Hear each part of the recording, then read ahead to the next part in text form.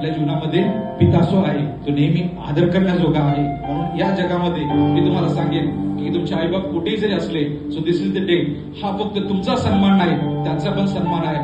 आज मेसेज झाल्यानंतर 24 तास ओलांडण्याच्या आतमध्ये कितीही तुमच्यामध्ये ग्रजेस असू दे, कॉन्फ्लिक्शन असू दे, त्याला पहिला फोन करा. म्हणजे Christianity, it is not just information, but it is the transformation.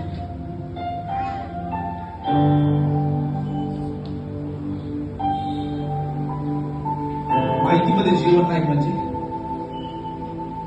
मी हे तयारी करत असताना मी हजारो PhDचे पेपर तयार करेन, पण तरी देखील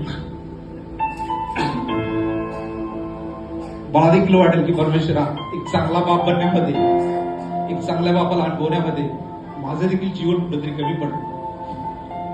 कारण का ज्या पद्धतीनं त्यांच्या समोर प्रसंग होते, परिस्थिती होते, त्यांनी तसे जीवन जगले. तीच वागणूक, त्याच गोष्टी मी अनुभवल्या आणि आज देखील मी त्यांना त्या टीकेच्या, अपराधीपणाच्या, दोषीपणाच्या भावनेतून बघतो. देवाच वचन सांगतं की हा आमच्या स्वर्गातील बापा, तुझे नाव पवित्र मानले जावो. जसे आम्ही आमच्या अपराधाची क्षमा करतो, तसे तू आमच्या अपराधाची आम्हाला क्षमा. So it's a time to remember your father and mother, ज्यांच्यामुळे हे जीवन मिळालेलं आहे. फॉरगिव्ह देम, म्हणजे काय पण असू दे की त्यांच्याद्वारे चुका झाल्या, मला वाईट वागणूक मिळाली, अनेक अशा गोष्टी झाल्या. Still I remember, I want to say lord bless them, की प्रभू त्यांना तू आशीर्वाद दे परमेश्वरा.